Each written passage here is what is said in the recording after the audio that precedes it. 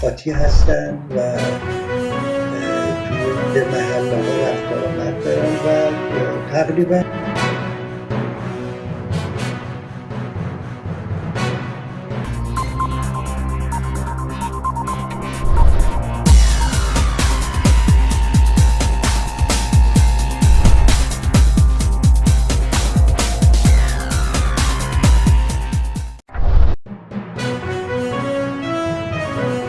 جهت احقاق حق خودشون این راه رو باز میکنه برای اینکه ما هم بتونیم حق خودمون رو بگیریم. اگر درسته که به هر حال اینکه خب الان کردها خیلی فعال توی صحنه سیاست ایران حضور دارن، بلوچ‌ها حضور دارن و سایر اقوام، این باعث میشه که انقلاب بیشتر طول بکشه یا تغییرات زیربنایی و ساختاری بیشتر طول بکشه، چون شرکا و طرفها به طرفهای ذی‌نفع بیشتر میشن.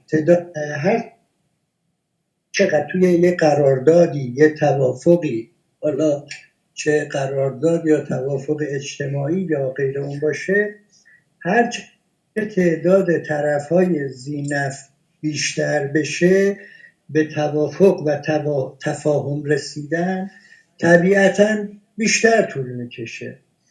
ولی از اون طرف یه اطمینان خاطری برای ما ملت ایجاد میکنه که لااقل دیگه به دموکراسی، عدالت، برابری میرسیم و از شر استبداد راحت میشیم. اون برابری و دموکراسی و رعایت حقوق بشری که هیچ وقت یک گروه بقیه ملت و با ملتون کردند که همگی میبینیم. بنابراین تحزب یعنی متشکل شدن، اینکه مردم بلوچ متشکل بشن، مردم کرد خب متشکل هستن، بیشتر از این متشکل یا با بکنن یا عضوگیری بکنن و سازماندهی بکنن و از لحاظ مالی و منابع قدرتی پیدا بکنن. هرچی این اتفاقا بیشتر بیفته به نفع کل 80 میلیون ملت ایرانه. من خودم به شخصه منتفع میشم، نفع میبرم از این که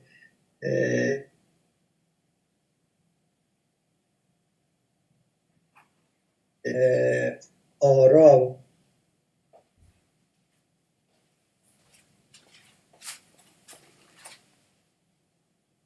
رو بتونه هدایت بکنه و بهشون الگو بده و رفتار سیاسی رو بهشون یاد بده و اونها رو منسجم بکنه در قالب یک یا چند حزب. حزب در همه جای ایران موفق باشن و پیشرفته تر بشن و چه بسا حتی تبدیل به یه حزب ملی بشن، یعنی از سطح کل کشور بتونن عضوگیری بکنن و به ملت یا ملیت خودشون باقی نمونن. زیاد عرضی ندارم، در خدمت هستیم، از گفته های دوستان استفاده میکنم. ممنون و سپاسگزارم جناب احمد عزیز. درودی خدمت عزیزانی که ورود کردند، واجب بهمن، کاکچای عزیز، جناب سارنگ و عثمان عزیز. جناب بهمن تشریف داری؟ جانم صدای بنده رو داری؟ بله بفرمایید. سلام عرض میکنم خدمت همه شما عزیزان. از اینکه دوستان توجه دارن به مسائل بلوچستان و همراهی میکنن. نکته که من درباره اون میخوام صحبت بکنم اینه که بلوچستان 100 سال هست که تحت استعمار هست. اولین چیزی که استعمارگران در ملت تحت استعمار خودشون از بین میبرن اون خودباوری هست. یعنی اونها با سیاست هایی که دارن، با ابزارات و امکانات رسانه‌ای و غیره‌ای که دارند، به ملت تحت استعمار خود القای ناتوانی میکنند و خودباوری رو از اونها میگیرند. و این مسئله رو یعنی ما در بلوچستان شاهد بودیم و اینکه حتی بعضی از افرادی که وابسته به احزاب بلوچی بودند در مصاحبه‌های خودشون یا در همین کلاب هاوس وقتی گفتگو می‌کردند، نقش احزاب بلوچ رو در مبارزات بلوچستان همیشه انکار می‌کرد که حالا در حالی که ما خواسته من این بود که همواره در تمامی کلاب هاوس ها، در اونهایی که سیاسی کار میکنند، در مورد اهمیت نقش احزاب سیاسی بلوچ گفتگو بشه، چرا که آینده ایران آینده‌ای خواهد بود که احزاب بر سر کار خواهد آمد و احزاب خواهند بود، نه افراد.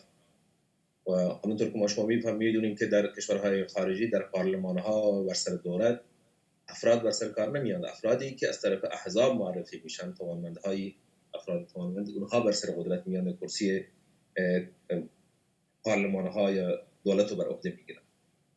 اینکه یک فردی از یک حزب سیاسی بلوچ میاد خودش انکار میکنه نقش احزاب سیاسی بلوچ در مبارزات بلوچستان، این به نظر من عدم خودباوری هست، عدم توانایی هست و اون ضعف‌هایی هست که به خاطر سیستم استعماری در چنین افرادی به وجود آمده. حالا که چندین هفته پشت سر هم مردم از تشکیلات راجع تو پاکی حمایت خودشون رو اعلان کردن و به صورت خودجوش فعالیت کردند به خاطر این که به دنیا پیغام برسانند. حتی یک عکس نوشته که روی یک پوشه یک جوان بلوچ بلند کرده بود، پوشه که با ماژیک روی اون نوشته بود که پهلوی رو رد کرده بود، رضا پهلوی رو گفته بود ما خودمون احزاب داریم. و بعد از اون از تشکیلات راجع به پاکی حمایت به میان آمد. همه اینه که ما الان در داخل بلوچستان گرچه ما آموزش‌های سیاسی از نظر آموزش‌های سیاسی خیلی عقب بودیم. شما اگر هفته‌های اول مشاهده می‌کردید که جز فریادهای تکبیر، الله اکبر و چیز دیگر نداشتیم. ولی در همین 5 ماه مردم چنان از نظر سیاسی رشد کردند، بینش سیاسی پیدا کردند، شعارهای بسیار مدرن و مترقی دادند که همه ایرانیان در حیرت افتادند. بلوچستان یک استعدادهای بالقوه فراوانی داره، مردم توانایی یادگیری بسیاری الان، یعنی من به یقین میتونم بگم که جنبش بلوچستان الان پیشرو هست و باعث شده که قیام در کل ایران بر ضد حکومت جمهوری اسلامی زنده بماند و این افتخار هست. و اینجا نقش احزاب بلوچ 100% قابل تعریف هست. بر این مسائل باید کار بشه و اگر ما احزاب بلوچ رو پررنگ نکنیم در داخل بلوچستان، فرد محوری و فرد گرایی رو دوباره، چیزی که خود مردم هم این مسئله رو که ما فرد محوری رو انکار کردن در شعارهای خودشون، در پلاکاردهایی که بلند کردن، اگر این با فعالیت‌های درست احزاب سیاسی رشد پیدا نکنه، 100% در آینده ما با ضررهایی مواجه خواهیم شد که در نهایت به نفع ملت بلوچ نخواهد. به خاطر احزاب سیاسی باید وارد میدان بشن، باید فعالیت بکنن، باید کار بکنن و در آینده سیاسی بلوچستان خب همه احزاب حق حضور دارن، همه احزاب باید بیان برنامه‌های خودشون رو به مردم ارائه بدن، نمایندگان خودشون رو به مردم معرفی کنن تا اینکه مردم بفهمن که با کی طرف هستن، بر چه کسی اعتماد بکنن. و این هفته هم باز برای دوستان در تشکیلات راجع به پاکی افتخاری بود که مردم اعتماد خودشون رو اعلان کردن به یک بنر بسیار بزرگ که ما اعتماد داریم و واقعا جای قدر داره و افتخار این که مردم بر یک گروهی، بر یک حزبی اینها اعتماد میکنند، یعنی واقعا قابل ارزش هست. هیچ یک از ما از خودمون حیثیتی در عرصه سیاسی پیدا نمیکنیم تا زمانی که مردم ما رو قبول نداشته باشه، تا زمانی که مردم ما رو حمایت نکنه. اگر ما امروز صحبتی هر یک از ما فرق نمیکنه صحبتی برای گفتن داریم، به اعتبار اون چیزی هست، حمایتی هست که در داخل ما داریم. اگر نه، اگر من بگم من یک فرد هستم، من بهمن هستم، خودم همه چیز میدانم، همه کارها رو من میکنم، خب این موضوع واقعا این موضوع بسیار ساده لوحانه میشه بیان کرد که این به این شکل هست. خیر، اگر یک گروه سیاسی یا احزاب سیاسی اینها دارند کار میکنن، حداقل همین کار کردنشون به خاطر ملت هست. اگر این ملت نبود برای کی کار میکردن اینا؟ وقتی برای ملت کار میکنید، در کارت اخلاص داری، واقعا منافع ملی مردم تو در مد نظر قرار میدی، مردم خب چشم بینا دارن، گوش شنوایی میبینن، میشنون، متوجه موضوعات هستن و بیداری سیاسی مردم هر روز داره افزایش پیدا میکنه و اینکه مردم بیان افتخار بکنن، اعتماد بکنن، این واقعا باعث افتخار هست و من به همه دوستان که در تشکیلات رادیو پاکی هستن تبریک میدم موضوع رو و برای من هم قابل افتخار هست و امیدواریم که فرصت ها فراهم بشه در آینده بیشتر که اون دینی که ما به ملت بلوچ داریم و اون نامی که ما کسب کردیم به نام ملت بلوچ، حتی اون افرادی که پناهندگی گرفتن به کشورهای خارجی، اونها هم به خاطر اینکه ما برای بلوچ جنگ کردیم رفتن پناهندگی گرفتن. همه ما مدیون ملت هستیم، ملتی که در داخل زجر کشیدن، مردمی که در داخل در کف خیابان دارن با جان خودشون بازی میکنن، همه ما مدیون اونها هستیم. اگر کسی به یک جایی رسید، یک اعتباری پیدا کرد، از برکت مردم هست و اگر مردم رو فراموش بکنه یک روزی این دوباره ذلیل خواهد شد، این دوباره از میدان حذف خواهد شد. همه ما جانمان برای منافع مردم، برای مردم و برای مردمی که امروز در کف خیابان ایستادن. این باعث افتخار هست و امیدواریم که در این اعتمادی که مردم بر ما میکنند اینجا هیچ گونه خیانتی صورت نگیره، چون که انسان ها هستن، انسان ها همیشه یعنی کیفیت متغیر دارن، ممکن هست مسائلی پیش بیاد، مواردی پیش بیاد که انسان راهو به خطا بره، ولی همین که یک حزب به نام یک حزب وارد میدان میشن، این باعث چی میشه که افرادی که وابسته به احزاب هستن کمتر جرأت بکنن اگر احتمالاً یک همچین چیزهایی امتحانات پیش روشون بیاد، کمتر احتمال خطا هست افرادی که خودشون تنها و مستقلاً دارن کار میکنن، اینها بیشتر در معرض خطر هستن و امیدواریم که در آینده بلوچستان احزاب سیاسی به صورت سالم رقابت داشته باشند در کنار یکدیگر برای اصلاح همدیگر، برای تقویت همدیگر. اتفاقا وقتی رقابت باشه، رقابت سالم باشه، این باعث رشد جامعه خواهد شد و جامعه به این شکل به سمت صلاح و فلاح در حرکت خواهد شد. امیدواریم که فعالیت‌های احزاب سیاسی بلوچ بیشتر باشه، بیشتر برای منافع بلوچ تلاش بکنن، بیشتر کار بکنن و بتونن که در این انقلاب پیش رو هر یک از ما کاری بکنیم که واقعا بتوانیم منافع ملی بلوچ رو تأمین و حفاظت بکنیم. اگر این کار از ما بر بیاد، ما بتونیم منافع ملی بلوچ رو نگه داریم و یعنی از هر گونه اقدامات مردم و دشمنان مراقب باشیم که به منافع ملی بلوچ ضربه نزنند و ما مدافع منافع ملی بلوچ باشیم، این خودش یک افتخاری هست و امیدواریم که در این عرصه همه ما خوشنام بشیم. همه ما تا زمانی که زنده هستیم برای بلوچستان با اخلاص کار بکنیم و هر انسانی در زندگی شخصی خودش مسائل خودش رو داره، ولی در عرصه ملی، در عرصه منافع ملی، یعنی اگر ما درست عمل بکنیم آینده بلوچ و بلوچستان تأمین و تضمین خواهد شد. ممنونم که وقت بود. ممنون و سپاسگزارم واجد بهمن. جناب آیدین عزیز پرسش فرموده بودین در چتون که کانال تلگرامی دارید یا نه؟ بله، رصد بلوچستان در بالا هست، شما میتونید اونجا برین و عضو بشین. سپاسگزارم. جناب سارنگ عزیز هستی؟ جناب سارنگ سلام به همه دوستان. بله هستم آرام. ممنون از دعوتت.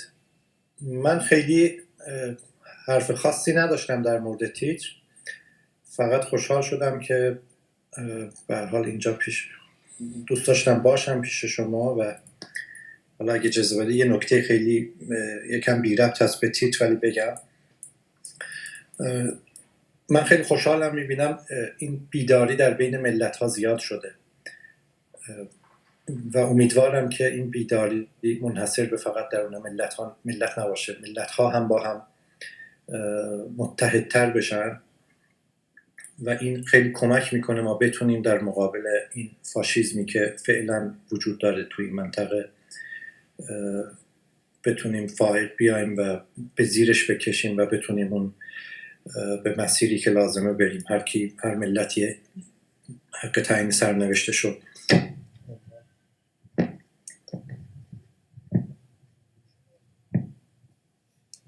من این بود. کار تشکیلاتی و حزبی خیلی خوبه، در این بحثی نیست، ولی این تقابل رو وقتی بین تحزب و فردگرایی میذاریم یه مقدار نظر من دوچار مشکل میشه، برای اینکه دنیایی که من میبینم درک میکنم اینه که ما به سمت فردگرایی میریم از قضا. یعنی اگر نقش احزاب رو در 50 سال گذشته نگاه کنیم، نقشا دارن کمتر میشن. این به معنای بی اهمیتی تحزب نیست، تشکیلاتی کار کردن نیست، اینا جای خودش محفوظ، ولی اون اهمیتش کمتر شده و افراد نقشاشون رشد کرده، بیشتر شده به دلیل شبکه‌های اجتماعی، به دلیل نفوذی که صداها پیدا کردن. در گذشته یک صدا میتونست 4 نفر 5 نفر اطرافیان خودش رو تحت تاثیر قرار بده. وقتی وارد تشکیلات میشد به دلیل حضور رسانه‌ای که تو تشکیلات بود این میتونست گسترده تر بشه، ولی امروز یک فرد با یک گوشی مخاطبش میتونه هزاران نفر باشه. در همین اتاق 100 نفر کنار همین، هر کسی که حرف میزنه ایدش پخش میشه. به خاطر همین من دوست داشتم اینو بگم که این تقابل رو ایجاد نکنیم که انگار کار جمعی کردن اگرچه با ارزشه، ولی این از یک سو فرد هم مؤثر شده در دنیای کنونی و اینا رو دست کم نگیریم. امروز فردها خیلی مؤثر شدن و میتونن جریان ساز باشن و میبینیم در دنیا که یک شخص به تنهایی با فالوورهای میلیونی میبینید که چه جریانهایی میسازن، مخصوصا در دنیای انگلیسی زبان. ما هم میتونیم همینجوری با همین ذهنیت ارزش بدیم به این فعالیت‌های فردی و در این حال همسو حرکت کنن، هم کار تحزب و تشکیلاتی و هم کار فردی.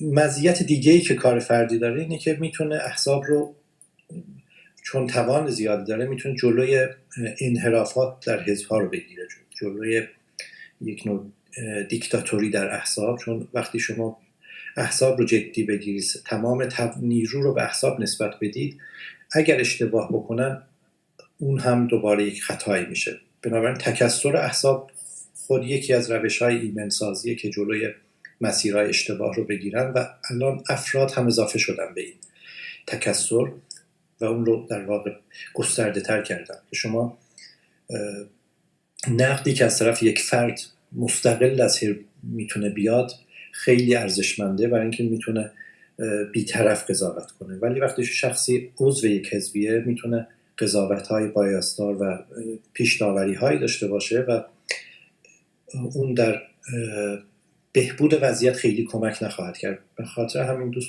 فکر میکنم باید روی این تاکید کنیم که نقدهایی که از طرف افراد میاد بسیار سازنده است برای احزاب و در راستای رشد این احزاب، در راستای قدرتمند شدن جامعه خیلی مفیده. از اینا استقبال کنیم. من خوشبینم به این توانهای فردی. ممنون، خیلی وقتتون نگیرم، فقط این فکر شیر کنیم باشم. ممنون و سپاسگزارم جناب سرانگزی، اتفاقا خیلی هم بجا و درست بود. سپاس از شما. دوستانی که میخوان اخبار بروز بلوچستان رو ببینن میتونن تشریف برن در کانال تلگرامی رصد بلوچستان و اونجا پیگیر اخبار بروز بلوچستان باشن. مهربانو آنیتای عزیز تشریف دارید؟ آنیتای عزیز هستید؟ بله در خدمتون هستم. شب روز همگی بخیر باشه. متشکرم که این اجازه رو به من دادید که در بین شما حضور داشته باشم، یاد بگیرم. متاسفانه من یه ذره مشغولیت ذهنی بابت سری مسائل امروز، حالا اسما جانم در جریان هستن و یه ذره یه مشکلی که امروز من خودم باش مواجه شدم و اصلا یه دوگانگی عجیبی برای خودم ایجاد کردش که متاسفانه پیروی صحبت‌هایی که در جهت اخبار امروز بلوچستان در توییتر و اسپیس داشتیم، یه سری افراد در اسپیس بودن که دائم تذکر میدادن که لطفاً اخبار بلوچستان رو فقط دنبال کنید، اخبار بلوچستان فقط مطرح بشه، لطفاً از شعارها و پلاکاردهای مردم که مواضع سیاسی کاملا داره دیگه هیچ جوره نمیشه اینو قایم کرد یا زیر فرش داد، خیلی مشخص دیگه مردم دارن مواضعشون رو معلوم میکنن. هی تاکید داشتن که شما باید اخبار رو به ما ارائه بدین، از اخبار بگین که ما صدای شما باشیم و صحبت کنیم، که اسما جان لطف کردن اومدن بالا موضوعشون خیلی شفاف مطرح کردن، به هیچ عنوان کوتاه نیومدن و منم در ادامه سعی کردم که دنبال کنم این مسئله رو. ولی برای من خیلی عجیب بود که من حالا امروز یه پلاکارد خیلی جالب بود که صحبت 90 سال بود، حالا من 90 یه ذره فاکتور میگیرم کمترش میکنم میگم 43 یا 44 سال، ولی صدای بلوچستان بعد از 43 سال 44 سال داره، بعد از این همه خفقان، بعد از این همه سال فشار و سختی ها دارن مردم بلوچستان دارن مواضع سیاسیشون مشخص میکنن، دارن خیلی مشخص و واضح میگن که چی میخوان. و من واقعا برام عجیبه که چرا مردم نمیذارن که ما بگیم، حرف بزنیم، بعد این همه سال بگیم دقیقا چی میخوایم و هی تاکید به این دارن که اخبار بگیم. خب من چطور میتونم یه سری موارد رو نادیده بگیرم؟ بله اخبار از ساعت 11:30 ظهر نماز شروع میشه و در ادامه خطبه و در ادامه مردم در خیابون، دستگیری‌ها طول هفته همینجوری اخبار کشدار خواهد شد. ولی در کل خب من باید بگم که آقا الان چی میخوام؟ من دیگه دلم نمیخواد برم زیر پرچم، من دیگه دلم نمیخواد برگردم به گذشته، من دلم میخواد راه جدیدی رو دنبال کنم، مسیر جدیدی رو برای خودم ایجاد کنم، چه برای خودم چه برای تمام عزیزانم در بلوچستان. و خیلی برای من عجیبه که چرا نمیذارن. و دائم ما تا چند ماه گذشته میشنیدیم که زنان بلوچ کجا هستن. الان که اسما جان داره این محبت رو میکنه و داره صحبت میکنه، داره خیلی شفاف و مشخص و واضح حرف میزنه، امروز واقعا من خودم واقعا جا خوردم که چرا نذاشتن صحبت کنه، چرا نذاشتن موضوع سیاسی رو مشخص کنه. من چطور میتونم همه مردم در مناطق مختلف ایران و خارج از ایران فکر میکنن تنها سمبل جمعه خونین زاهدان خدانور لجه‌ای بود؟ بله 100% بود، ولی ما خیلی افراد دیگه داشتیم که تمرکز و آنالیز کردن شخصیتشون و مشکلاتشون خیلی مهمه، روشن میکنه خیلی مواردو، من جمله محمد اقبال نایب‌زئی که شناسنامه نداشت و من خودم به شخص این مسئله رو بارها پیگیر بودم و بارها مواجه شدم و حتی به خاطر اینکه میدونستم یک روزی ازش استفاده خواهم کرد ازش مستند تهیه کردم که اینو من بارها شنیدم، افرادی که شناسنامه ندارن مدرک افغانستان بهشون داده میشه و میفرستنشون به کشور افغانستان. و این مسئله خیلی مهمه که ما تو 44 سال توی این مملکت هنوز تو درصد بالایی از این مشکل هستیم که شناسنامه ندارن. خب من چجوری میتونم این مسئله رو رد کنم؟ برای من بسیار عجیب بود امروز که بعد از 6 ماه هنوز دارن میگن اخبار مشخص کنیم. خب ما که میدونیم یک دولتی که 44 سال به بدترین شکل ممکن حضور داشته و تمام کشورهای مختلف به خاطر منفعت خودشون تمام تلاششون رو میکنن که ادامه دار باشه، خب نمیتونه یک شبه، یک 6 ماهه، یک ساله بره، قطعا چندین سال ما درگیر خواهیم بود. خب چرا ما نباید بستر رو مشخص کنیم؟ چرا نباید یه بستر درست حسابی برای مسئله بسازیم؟ ولی من نمیفهمم، عجیبه برام که بعد 6 ماه مردم هنوز دنبال اینن که ما بیایم اخبار رو پوشش بدیم از بلوچستان. یه ذره به این فکر نمی‌کنن که 44 سال مردم سکوت کردن در بلوچستان، 44 سال بدترین برچسب‌ها رو ما گذاشتن، فقر، محرومیت، مظلومیت، در صورتی که دیگه انقلاب امروز بلوچستان داره نشون میده مظلومیت وجود نداره، ما جلوی هیچ کس سرخم نکردیم تا به امروز، ولی با این برچسب ما زندگی کردیم، چشممون رو همه چی بستیم. الان که میخوایم صحبت کنیم، الان که میخوایم موضوعمون رو مشخص کنیم، برای من بسیار عجیبه. خیلی دلم میخواست این به صورت از حرف دلم بود که خیلی من بعد از ظهر واقعا شوکم، ناراحتم، دلم میخواست مطرح کنم و اینجا افراد بسیار زیادی هستن که میدونم اخبار رو دارن دنبال میکنن، میدونم هر کدوم به نوبه تریبونی دارن در توییتر، اینستاگرام یا هر جای دیگه.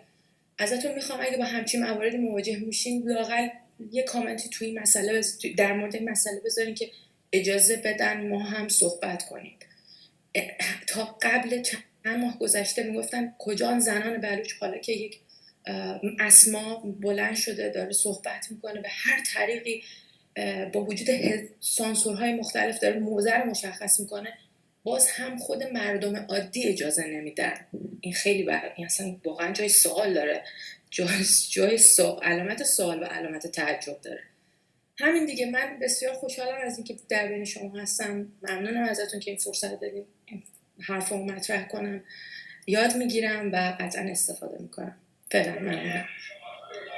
سپاسگزار از شما مهربان و علیده عزیز. من عرض کنم خدمتون و تمامی دوستان ببینید و الان هم خوشبختانه حرکت‌های در راستای نه همون چنینی که شما فرمودین اخبار بلوچستان، بلکه در مورد بلوچستان روم‌هایی داره زده میشه و فریاد ما هم این بوده که ما که بلوچی نیستیم و عزیزان غیر بلوچ بیان و در مورد بلوچستان روم بگذارن، در مورد معضلاتی که در بلوچستان هست، مشکلاتی که در بلوچستان هست و نه تنها فقط انعکاس اخبار بلوچستان که مثلا این جمعه چی شد، صبر کنیم تا هفته آینده که چه روی خواهد داد.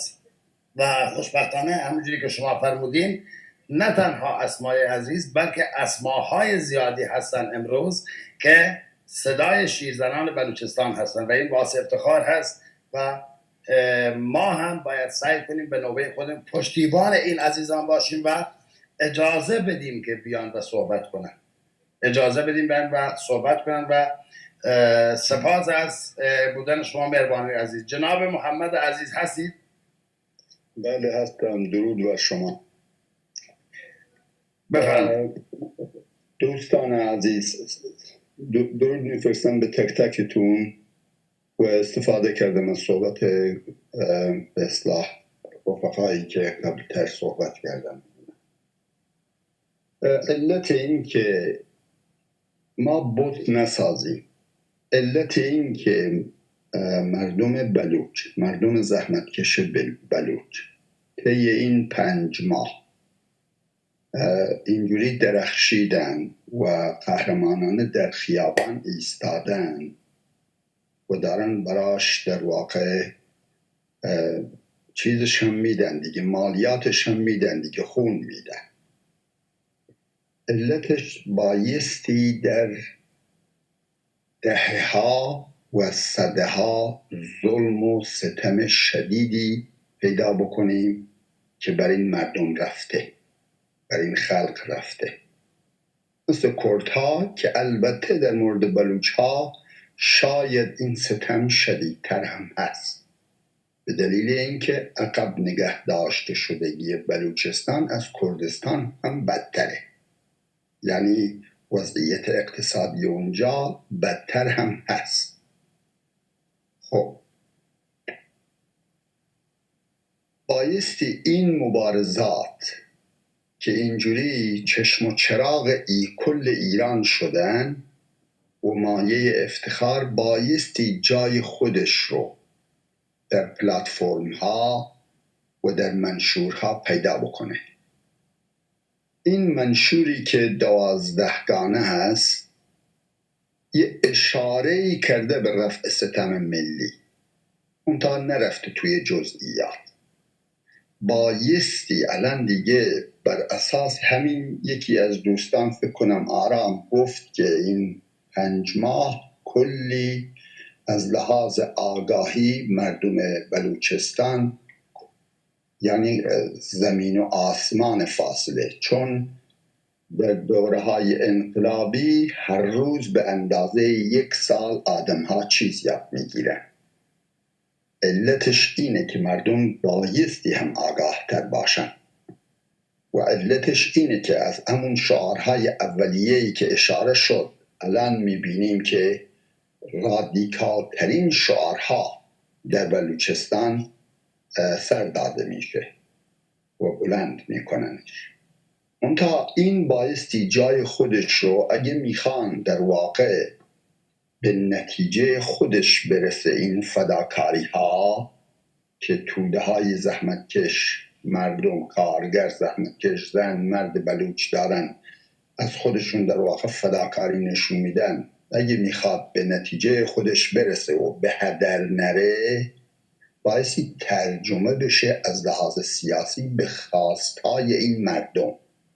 یعنی چجوری این ستمی که ظرف این صده ها به این مردم شده، چجوری این ستم میتونه به پایان خودش برسه؟ بایستی چه چیزهایی داده بشه؟ مثلا چگونه سیاست تبعیض مثبت در مورد خلق بلوچ، مردم بلوچ بایستی اجرا بشه توسط دولت‌های آتی که بتونه تا حدودی جبران بکنه اون بدبختی و اون فقر و فلاکت و اون ظلم شدید و استثمار وحشیانه‌ای که از این جامعه توسط حالا چه اربابان حالا فارس زبان بوده باشه یا خارجی بوده باشه یا استعمارگر بوده باشه، هر اسمی میخواین بهش بذارین، اون مهم نیست. ولی به هر حال کسانی از این بیکاری شدید اونجا، از این فقر و فلاکت اونجا نان خوردن و نفعشون در این بوده که مردم بلوچستان رو در چنین شرایطی نگه. بنابراین بایستی ترجمه بشه از لحاظ سیاسی که مثلا آیا خواست اینها با مسئله چیزشه پاسخ میگیره، آیا بایستی چیزای دیگه انجام بگیره. این سیاست تبعیض مثبت چند سال بایستی باشه؟ یک دوره 5 سال، 2 دوره باشه؟ آیا شامل فقط گذاشتن مدارسی که به زبان بلوچی بخونن کافیه؟ آیا زدن کارخانه ها، آیا زیر ساخت ها فلان؟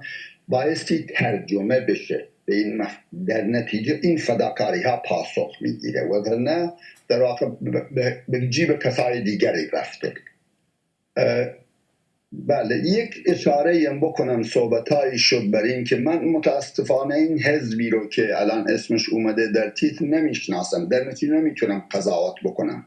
به طور کلی میگم یکی از دوستان قبل از من صحبت کرد که اتفاقا در کنار این مردم بایستی خودشون رو سازمان بدن به شکل شورایی، در محلات خودشون، در محل کار، در محل زندگیشون.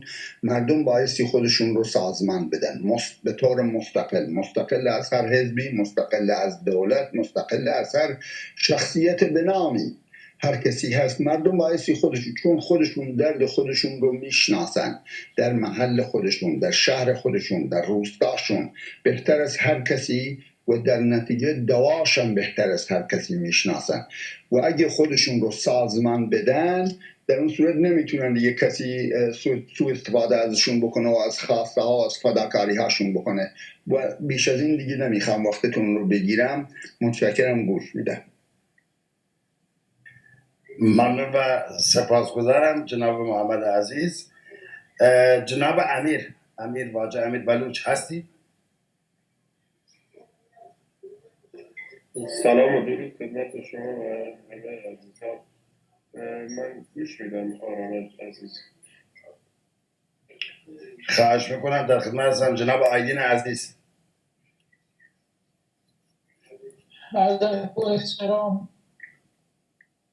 و سلام خدمت تمامی عزیزان، برادران و خواهران بلوچ هم. اول یک کلام میتونم بگم. من نوعی به عنوان یک عضو از ملت هایی که یک قرن طعم هر گونه حقارتی رو کشیده، در مقابل شما سر تعظیم فرود میارم و شرمنده شما هست. ببخشید، از لحاظ روحی اصلا شرایط مناسبی ندارم. انشالله یکم بگذره دوباره درخواست میکنم و صحبت میکنم. ببخشید. امروز بعضی از فیلم ها رو دیدم و تظاهرات و متاسفانه واقعا میگم ما شرمنده شما هست. سپاسگزارم جناب آیلین عزیز، در خدمت شما خواهیم بود. یاشار عزیز از عزیزان فعال آذربایجان، ترکای عزیز. یاشار جان هستین؟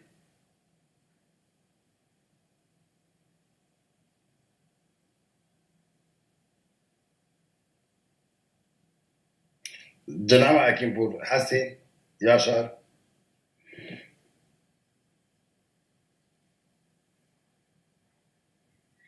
خب مثل که جناب یاشار هستین. جناب یاشار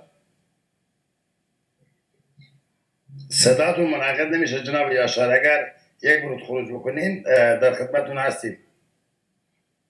مهربان شهلای عزیز، مهربان شما هستین؟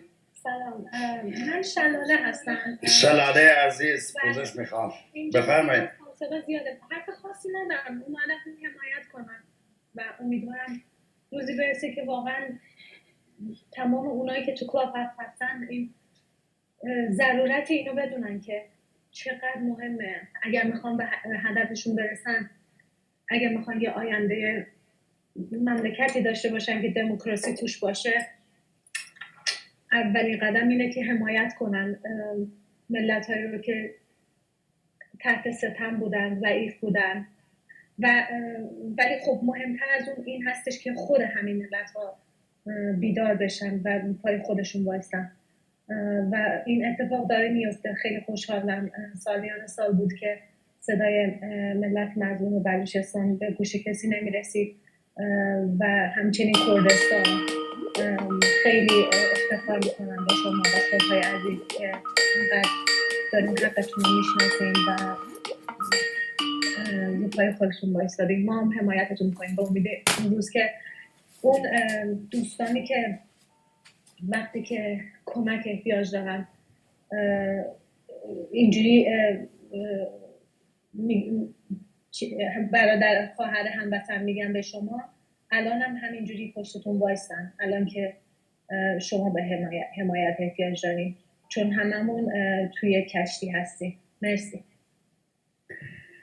ممنون و سپاسگزارم شلاله عزیز. دقیقا همینجوری است و عزیزانی همچون شماست که میتونن صدای رسای بلوچستان باشن.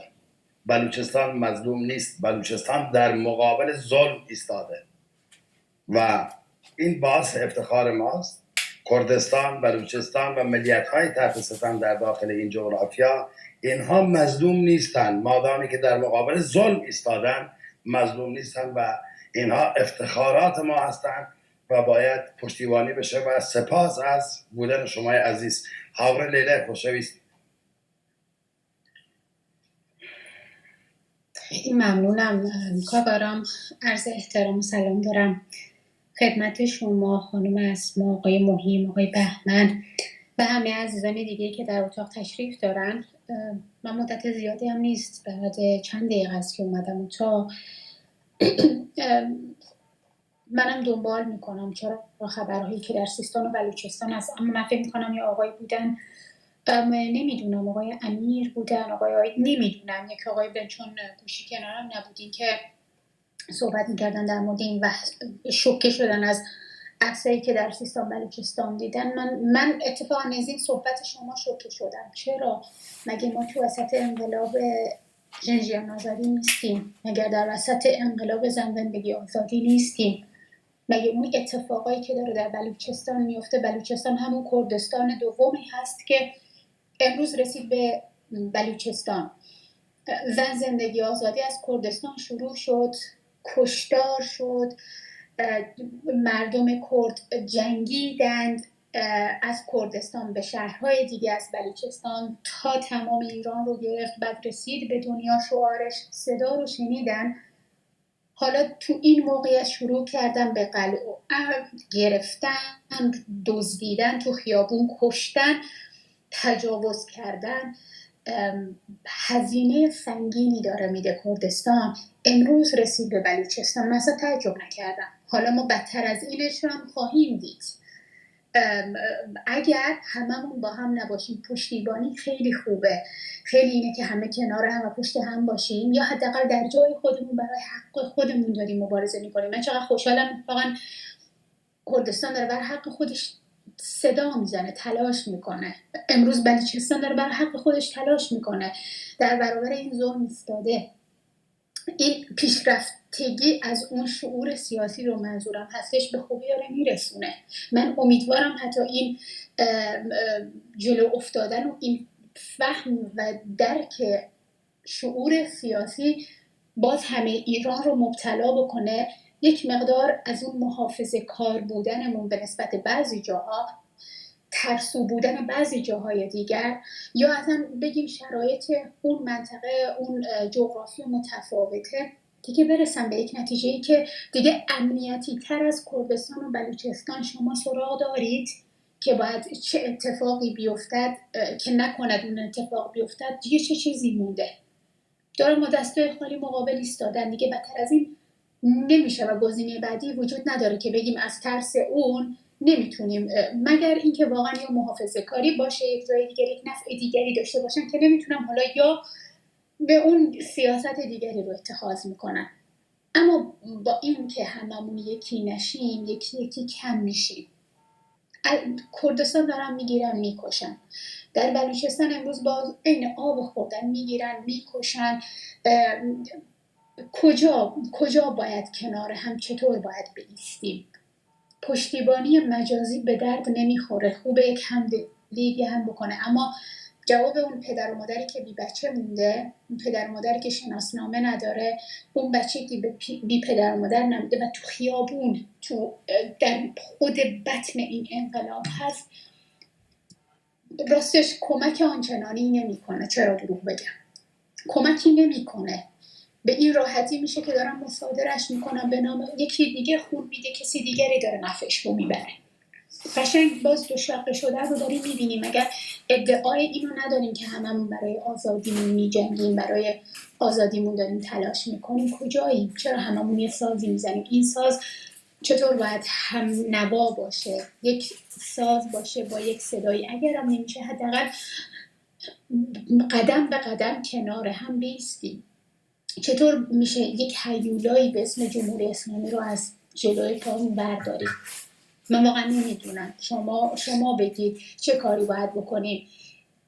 این وعده که برای خودش میجنگه، اون یکی برای حق خودش. اونجایی که اگر صدایی از بلوچستان امروز به این شدت داره میاد بیرون و انقدر لخت و عریان اون خشونت رو داریم میبینیم در مقابلش، یعنی اینکه اون ظلم عمیق‌تره. همه جای من قبول دارم، ولی در ایران ظلم و ستم واقع شدن به واسطه این حکومت و این رژیم. اما اونجایی که دردش بیشتر باشه صداشم بیشتره.